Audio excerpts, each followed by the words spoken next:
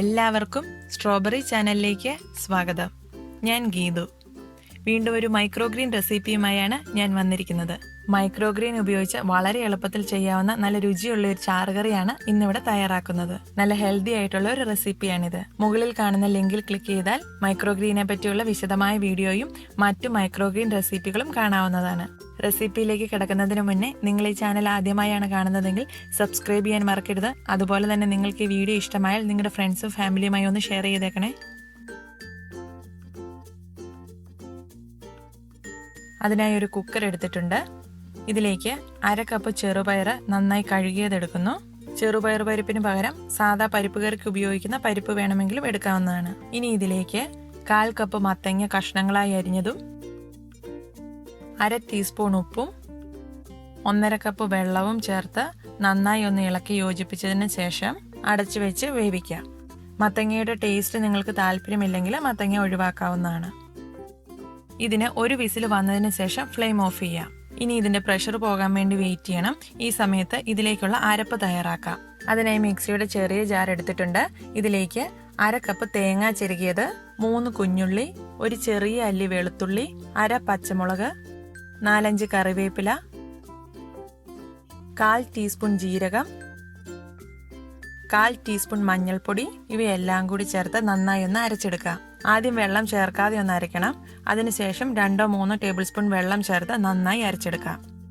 ഇപ്പോൾ കുക്കറിലെ pressure complete ആയിട്ട് പോയിട്ടുണ്ട്. ഇനി ഇതൊന്ന് തുറന്നു നോക്കാം. ഇപ്പോൾ പരിപ്പ് നന്നായി വെന്തിട്ടുണ്ട്. ഇതിലേക്ക് അരപ്പ് ചേർക്കാം.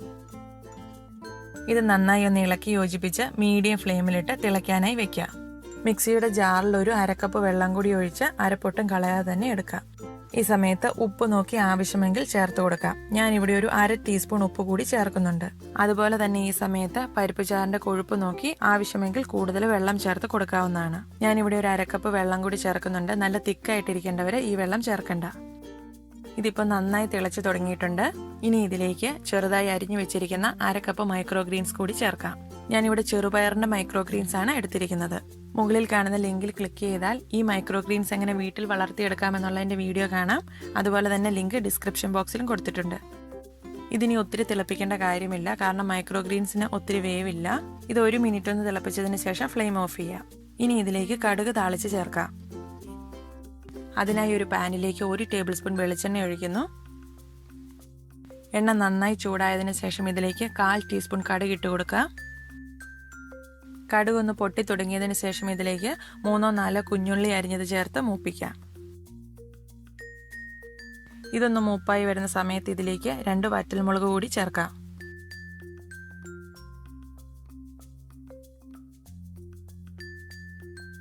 ഇനി ഇത് പരിപ്പ് ചാറിലേക്ക് ഒഴിച്ച് താളിച്ചെടുക്കാം. അങ്ങനെ നല്ല രുചികരമായ ചാറുകറി വളരെ പെട്ടെന്ന് തന്നെ തയ്യാറായിട്ടുണ്ട്. ഹെൽത്തി ആയിട്ടുള്ള ഒരു കറിയാണിത്. കുട്ടികൾക്കൊക്കെ കൊടുക്കുന്നത് വളരെ നല്ലതാണ്. നിങ്ങൾ എല്ലാവരും ഇതൊന്ന് ട്രൈ ചെയ്ത് നോക്കണം. എന്നിട്ട് നിങ്ങളുടെ ഫീഡ്ബാക്സ് ഒക്കെ കമന്റ് ബോക്സിലൂടെ ഒന്ന് അറിയിക്കുകയും ചെയ്യണേ. Thank you for watching. പുതിയൊരു വീഡിയോയുമായി ഉടൻ കാണാം. ബൈ.